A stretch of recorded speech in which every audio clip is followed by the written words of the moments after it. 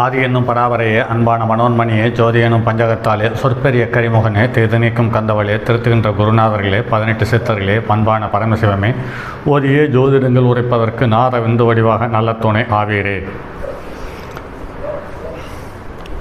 உலகில் உள்ள தமிழ் பேசும் அனைத்து நல் உள்ளங்களுக்கும் மற்றும் ஜோதிட சான்றோர்களுக்கும் மூத்தோர்களுக்கும் ஆர்வலர்களுக்கும் மற்றும் இந்த காணொலியை காணும் உங்களுக்கும் ஆஸ்ட்ரோராஜின் இனிய நல்வணக்கங்கள்.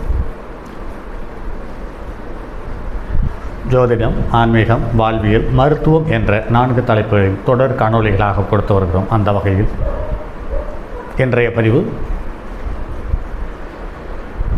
ஜோதிடமும் நோயும் அல்லது ஜோதிடமும் மருத்துவமும் அல்லது நவகிரகங்களும் அல்லது நோயும்.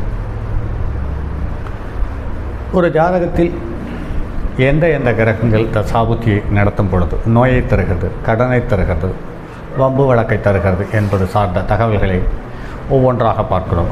இதில் முதலில் விபத்து மற்றும் நோய்கள் சம்பந்தப்பட்ட தகவலை தற்போது பார்ப்போம். இந்த ஜாதகத்தை பாருங்கள் நண்பர்களே. இந்த ஜாதகம் 3/1/1991 அன்று அதிகாலை 4:45 மணிக்கு ஜனனம். இது விருச்சிக லக்கணம். லக்கணத்துக்கு 2வது இடத்தில் சூரியனும் புதனும் ஒன்றாக சேர்ந்திருக்கிறது. புதன் வக்ரம் பெற்றிருக்கிறது. 3ஆம் இடத்தில் சனி, ராகு, சுக்கிரன் சம்பந்தப்பட்டிருக்கிறது. 7ஆம் இடத்தில் செவ்வாய் இருக்கிறது. 9ஆம் இடத்தில் குரு, சந்திரன், கேது இருக்கிறது. ஆக லக்கணத்துக்கு 2வது இடத்தில் புதன், சூரியன் இருப்பது சிறப்பு என்று பார்த்தாலுமே கூட லக்கணாதிபதி என்ற செவ்வாய் நின்ற வீட்டுக்கு 8ஆம் இடத்தில் இருக்கிறது. ஆனால் லக்கணத்துக்கு 8க்குரியவன் என்பது இங்கு குறிப்பிட வேண்டிய ஒரு தகவல்.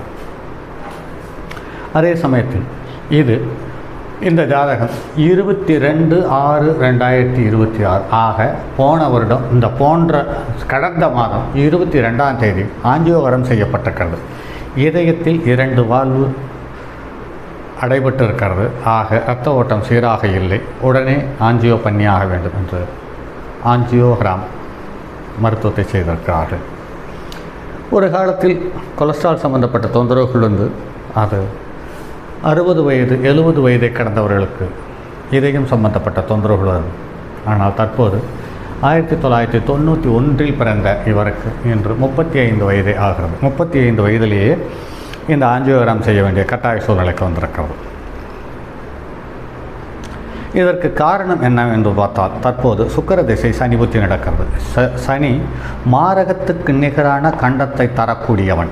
ஏனென்று கேட்டால் விருச்சிக லக்கணத்திற்கு மாரகாதிபதி, கடகராசிக்கும் மாரகாதிபதி என்பதை கருத்தில் கொள்ள வேண்டியதாக இருக்கிறது. சுக்கிரன் என்று பார்க்கும் பொழுது இந்த லக்கணத்துக்கு 7க்குரியவனும் அவனே, 12க்குரியவனும் அவனே. விரைய ஆதிபத்தியம் இங்கே வேலை செய்திருக்கிறான். அடுத்து சந்திரனுக்கு என்று பார்க்கும் பொழுது லக்கணத்துக்கு 4க்குரியவனும் அவனே, லக்கணத்துக்கு சந்திர லக்கணத்துக்கு 11க்குரியவனும் அவனே.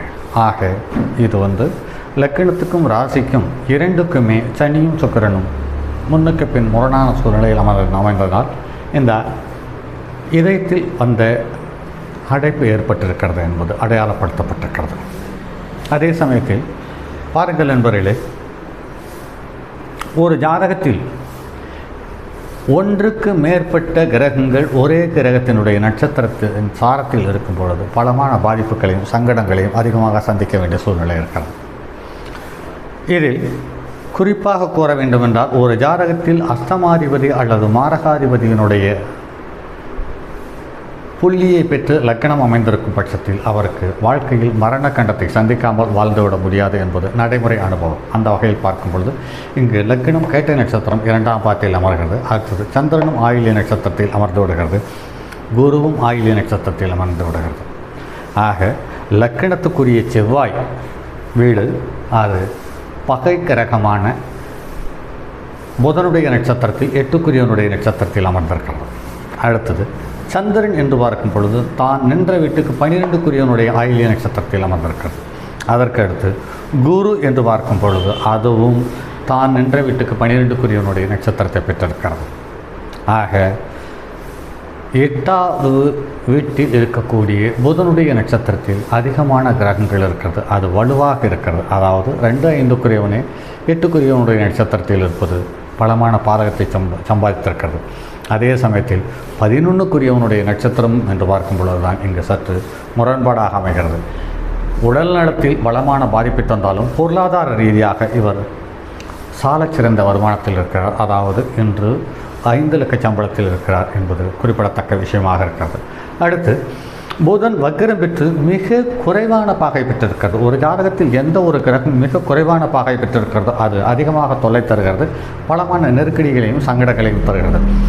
எந்த ஒரு கிரகம் அதிக பாகை பெற்றிருக்கிறதோ அது சம்பந்தப்பட்ட காரகத்துவம், வருமானம், உறவுகள் சுமூகமாகவும் பிரச்சனை இல்லாமலும் அமைந்து விடுகிறதை பார்க்க முடிகிறது. அந்த வகையில் புதன் இங்கு 8க்குரியவன் வக்ரகதியோடு இருப்பது மட்டும் இல்லாமல் குறைந்த பாகை பெற்றிருக்கிறது. அதற்கடுத்தது லக்னத்துக்கு 2, 5க்குரிய மிகப்பெரிய யோகாதிபதியும் வக்ரகதிகள் இருக்கிறது. அந்த வக்ரகதியில் இருந்து லக்னத்துக்கு 5க்குரியவன் 5ஆம் இடத்தை பார்ப்பது என்பது சாலச்சிறந்த விஷயமாக கருதப்படுகிறது. அதே சமயத்தில் தற்போதைய நிலையில் லக்னத்துக்கு 10வது இடத்துக்குரிய கிரகம் என்று சொல்லக்கூடிய சூரியனுடைய நட்சத்திரத்தில் அதிக பாகை பெற்றிருக்கிறது. அதாவது செவ்வாய் லக்னத்துக்கு 1, 6க்குரியவன் என்று பார்க்கும் பொழுது அவன் சூரியனுடைய நட்சத்திரத்தில் கிருத்திகையில் இருக்கிறது. அதற்கு அடுத்தது சுக்கிரன் 7, 12க்குரியவன் என்று பார்க்கும் பொழுது அவனும் உத்திராட நட்சத்திரத்தில் சூரியனுடைய நட்சத்திரத்தில் இருக்குது. அது மட்டும் இல்லாமல் சனியும் உத்திராட நட்சத்திரத்தில் சூரியனுடைய நட்சத்திரத்தில் இருக்கிறது. ராகுவும் உத்திராட நட்சத்திரம் சூரிய நட்சத்திரத்தில் இருக்கிறது. ஆக சூரியனுடைய நட்சத்திரம் என்று பார்க்கும் பொழுது இந்த லக்னத்திற்கு 10க்குரியவன் தர்ம கர்மாதிபதி கர்மாதிபதி என்று பார்க்கும் பொழுது அவர் கர்மத்துக்கு நிகரான கண்டத்தை தந்திருக்கிறார் என்பதை தான் இங்கே எடுத்துக்கொள்ள வேண்டியதாக இருக்கிறது. ஏனென்று கேட்டால் 10க்குரியவனும் 11க்குரியவனும் என்று பார்ப்பதை விட 10க்குரியவனும் 8க்குரியவனும் சம்பந்தப்பட்டதனால் இவர் வளமான வைத்திய முறைக்கு ஈடுபடுத்தப்பட்டுள்ளார். ரைட். இது எல்லாம் ஒரு பக்கம் இருக்கும் பட்சத்தில் பிறந்த நாள் கிரகமும் மருத்துவம் எடுத்துக்கொண்ட நாளின் கிரகமும் என்ன தொடர்பு இருக்கிறது என்பதை சற்று உற்று கவனிப்போமானால் இது நிறைய தகவல்களை நமக்கு சொல்லுகிறது. பிறந்த நாளில் ஜென்ம லக்கணம் விருச்சிகம், அதற்கு 7வது லக்கணம் ரிஷப லக்கணம் என்று மருத்துவம் எடுத்துக்கொண்ட நாளில் ரிஷப லக்கணம் அமைந்திருக்கிறது. ஆக பிறக்கும்போது இருந்த செவ்வாயும் கோச்சாரத்தில் இருக்க செவ்வாயும் ஒரே வீட்டில் இருக்கிறது என்பதுதான் இங்கு மேலும் பலகீனமான விஷயம். அதே சமயத்தில் பிறந்த நாளில் இருந்த கிரகம் சூரியனும் புதனும் தனுசில் இருக்கிறது. கோச்சாரத்தில் மருத்துவம் தேவைப்பட்ட அன்று அல்லது மருத்துவம் செய்து கொண்ட நாள் அன்று லக்னத்துக்கு 8வது இடத்தில் சூரியனும் புதனும் ஒன்றாக சேர்ந்து புதன் இங்கு வலுவாக இருந்து ஜென்ம புதனுக்கும் கோச்சார குருவுக்கும் நேரடி தொடர்பை ஏற்படுத்தியிருக்கிறது என்பதுதான் மேலும் குறிப்பிடக்கூடிய ஒரு தகவல். அது மட்டும் இல்லாமல் ஜென்மத்தில் இருக்கக்கூடிய சனி கோச்சார சனியை பார்த்ததனால் நோயை பலமாக்கினார். ஆக இதில் ஒரு விதி இருக்கிறது. இந்த விதியில் ஏற்கனவே பல பதிவுகளில் கொடுத்திருக்கிறேன். காலபுருஷனுக்கு 4ஆம் இடமான கடகத்தை சனி பார்த்தாலும் சனி இருந்தாலும் கடகத்தில் ஒரு கிரகம் சனியினுடைய நட்சத்திரத்தில் இருந்தாலும் மார்பு சம்பந்தப்பட்டது, நுரையீரல் சம்பந்தப்பட்டது, இதயம் சம்பந்தப்பட்ட நோய்கள் இருக்கே தீரும் என்பது தான் அந்த விதி. அந்த விதிக்கு தற்போதைய சூழ்நிலையில் சுலபமாக புரிந்து போகிறது.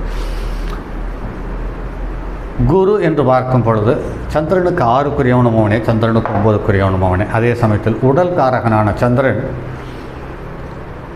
எந்த இடத்தில் இருக்கிறானோ அந்த இடத்தில் 7க்குரிய மாரகாதிபதியும் இருக்கிறார். அதே சமயத்தில் சந்திரனோடு இருந்த குருவும் ஜென்மத்தில் இருக்கக்கூடிய சனியையும் பார்த்து கோச்சார சனியையும் ஒருங்கே பார்த்து ஜென்மத்தில் இருக்கக்கூடிய குருவும் கோச்சார குருவும் ஒரே ராசியில் அமர்ந்ததனால் ஏற்பட்டக்கூடிய பாதிப்பு.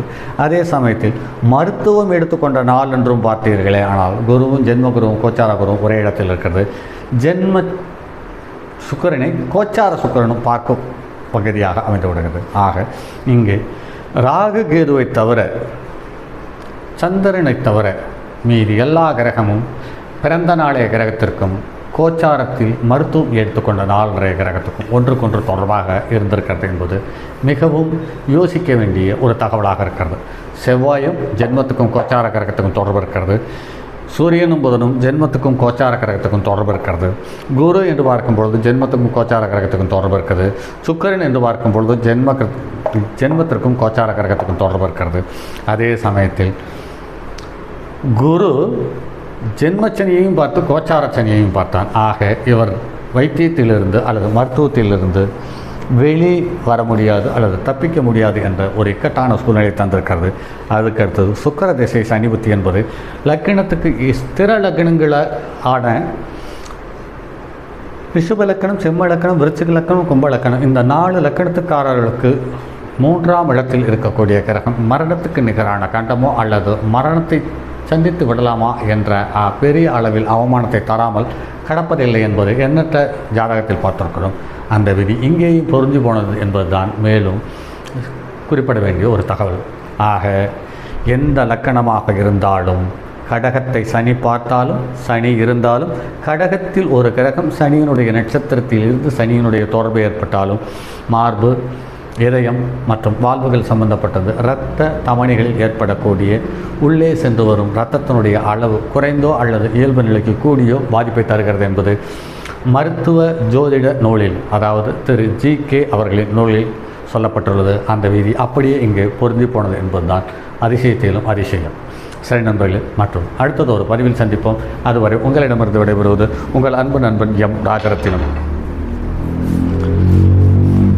தங்கமான் மழுவோடேந்தி தன்மதி தலையில் கொண்டோர் மங்கையர் பதிக்கு சொன்ன மாமொழி ஜோதிடத்தை இங்கு யாம் உரைப்பதற்கோர் இமை என்னும் பிழை வராமல் காக்க செங்கன் மால்மருகன் யானைச்சரன் பதம் காப்பதாமே.